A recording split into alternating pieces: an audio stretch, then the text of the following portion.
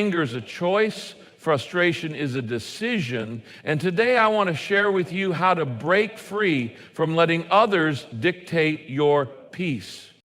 Every day we encounter situations and people that have the potential to frustrate us. Someone cuts us off in traffic, a coworker takes credit for our idea, a family member makes a snide remark that stings. In those moments, it feels like our peace is being stolen from us.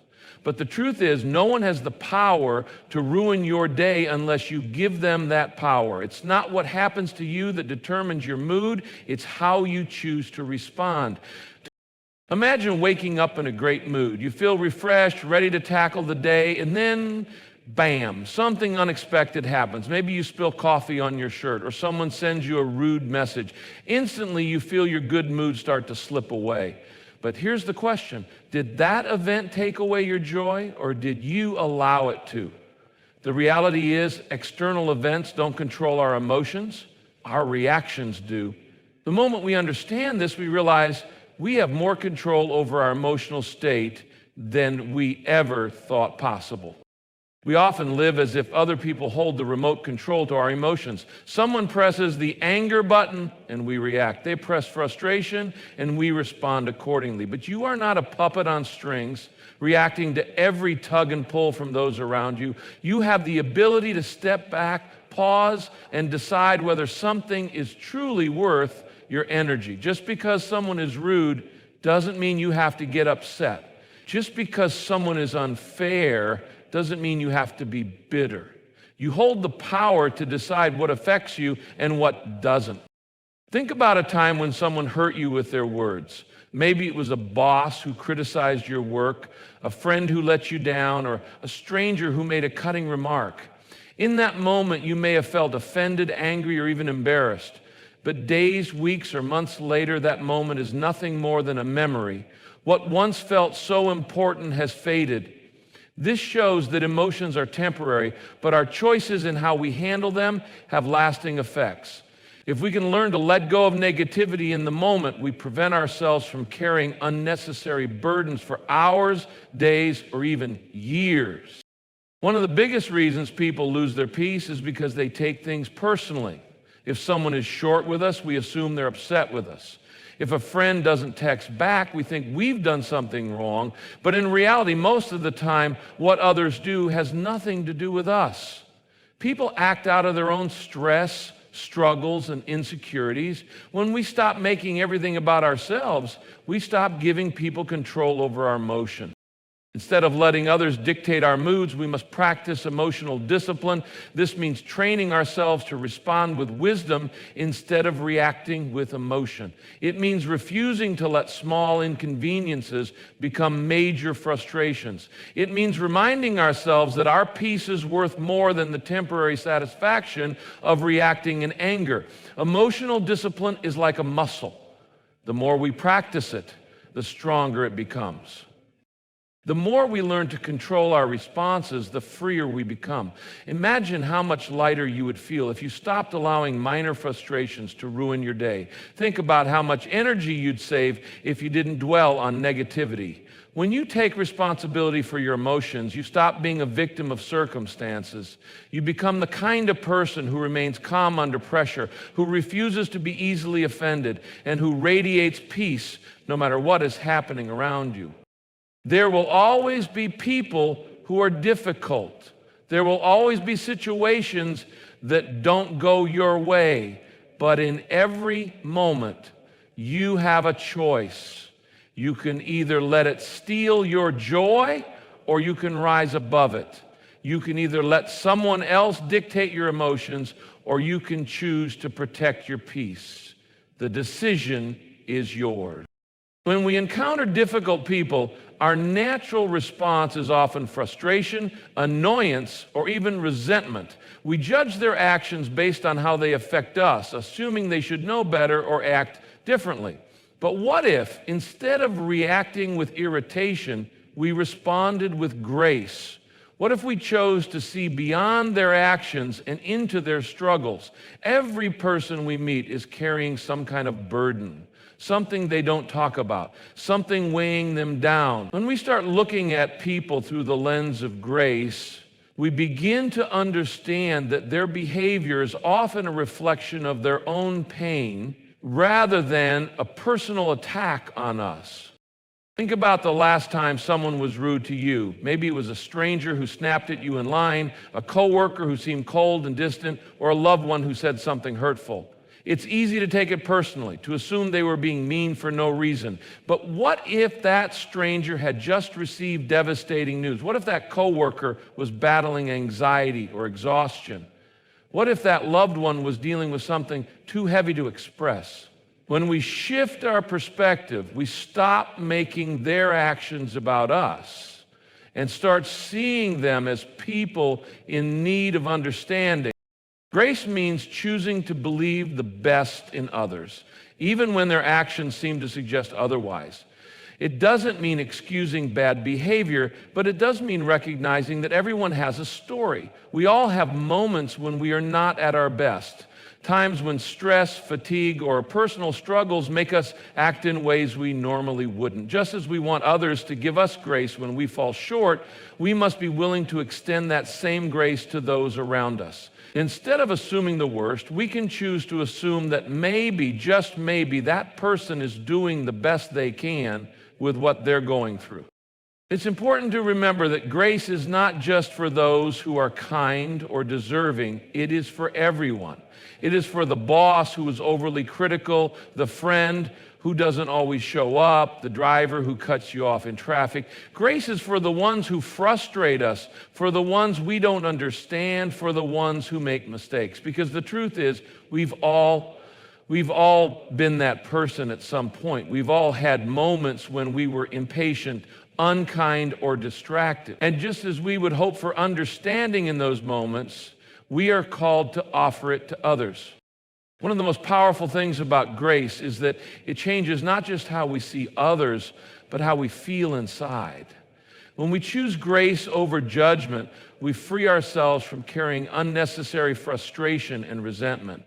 Instead of allowing negativity to take root in our hearts, we create space for peace, compassion, and joy.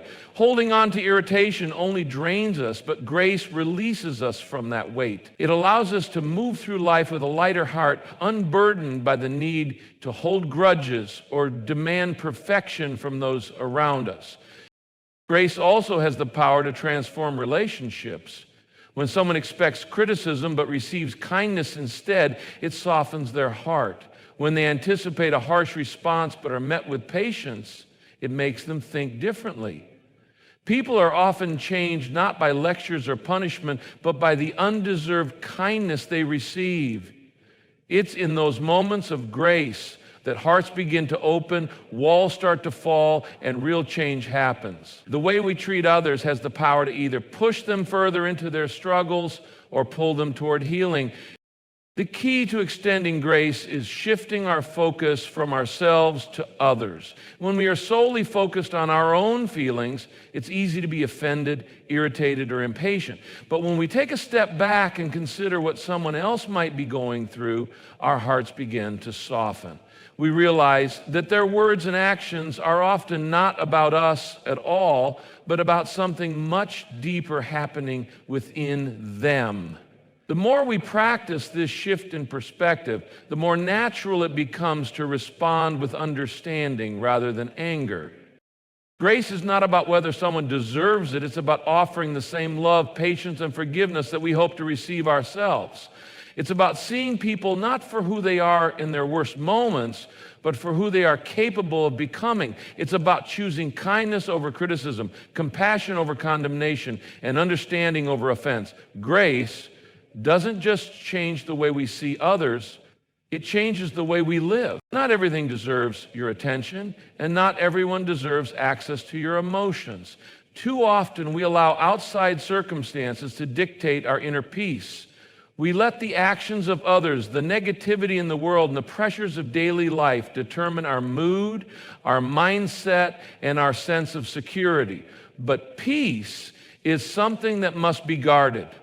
It won't protect itself if you don't intentionally watch over your heart distractions, offenses, and frustrations will creep in and take control before you even realize it. One of the biggest ways we lose our peace is by allowing too much negativity into our hearts. This can come from toxic relationships, constant comparison, or even the voices we allow to influence us. If we constantly surround ourselves with criticism, gossip, and pessimism, it will inevitably take root in our own minds. What you allow into your heart will shape how you see yourself, how you see others, and how you see the world. If you want to guard your peace, you have to be selective about what you listen to, who you spend time with, and what thoughts you entertain.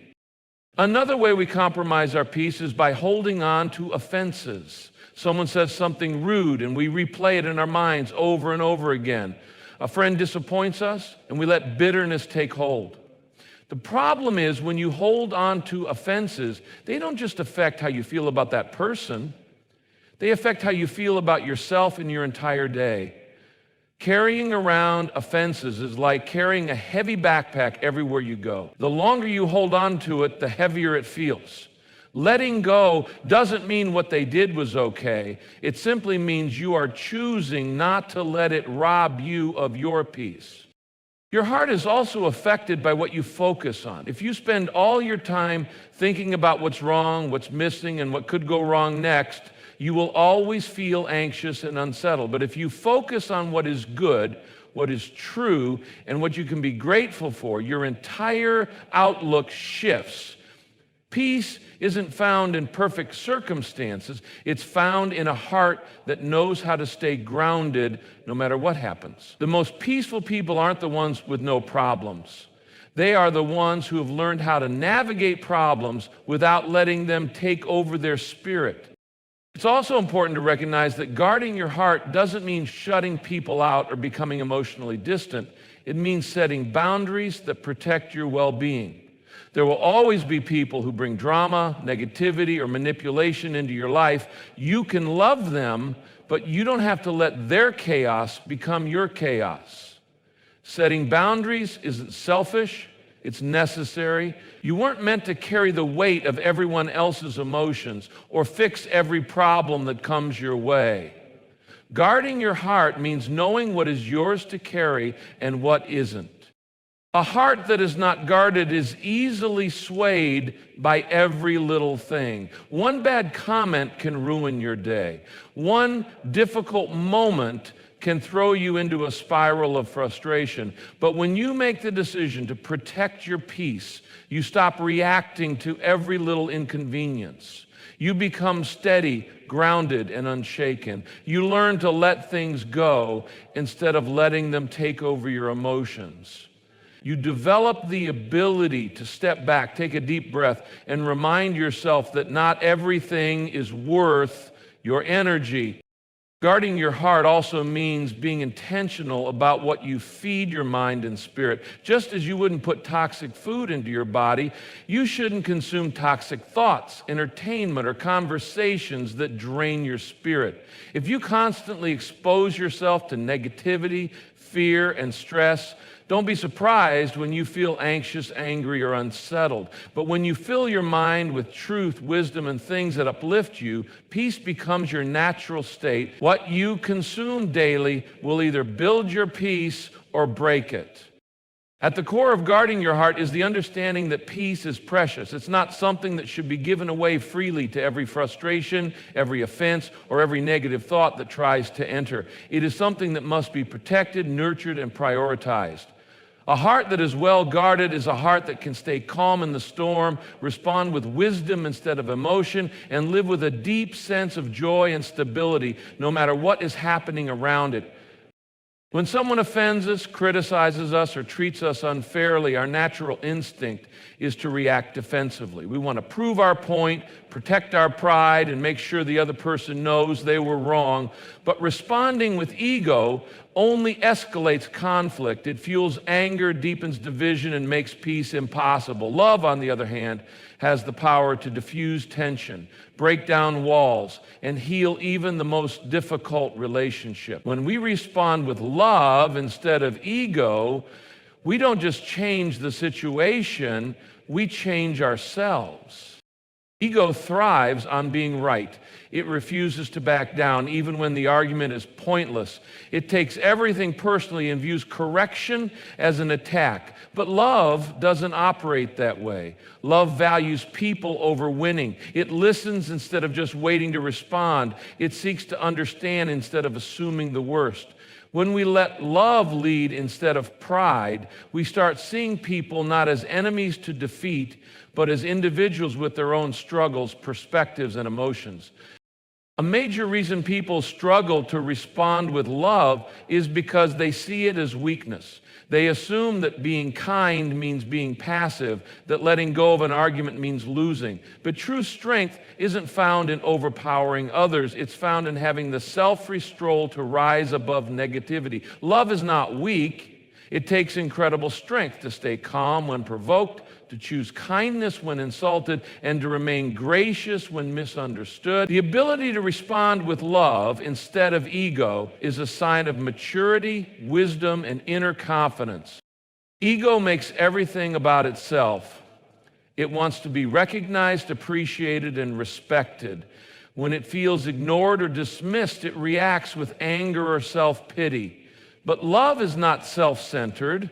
It does not need constant validation to feel secure. It gives without expecting anything in return. When we remove ego from our interactions, we stop keeping score of who said what, who was right last time, or who should apologize first. Love doesn't keep records of offenses. It focuses on reconciliation, understanding, and peace.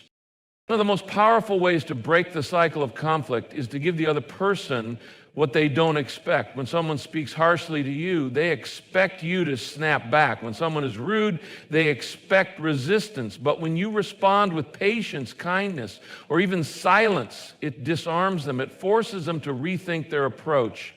Love has a way of softening even the hardest hearts. It may not always change the other person immediately, but it always changes the atmosphere. Choosing love over ego doesn't mean allowing people to walk all over you. It doesn't mean tolerating abuse or enabling toxic behavior. It simply means refusing to let negativity dictate your response.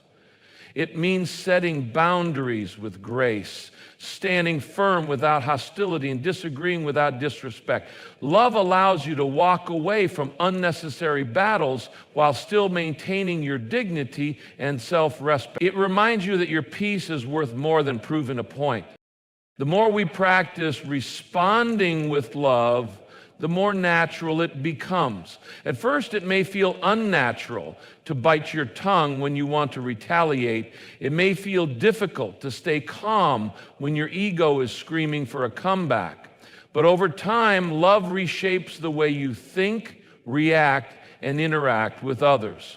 It gives you the ability to handle conflict with wisdom instead of emotion, to approach difficult people with patience instead of frustration, and to live with a heart that is free from unnecessary anger and resentment. At the root of every conflict is a choice, to respond with ego or to respond with love. Ego seeks to win, but love seeks to heal. Ego holds on to grudges, but love lets go. Ego sees the other person as the problem, but love seeks to understand. The choice you make in those moments doesn't just affect the situation, it affects who you are becoming. Every time you choose love, you strengthen your character, protect your peace, and take another step toward the life you were meant to live.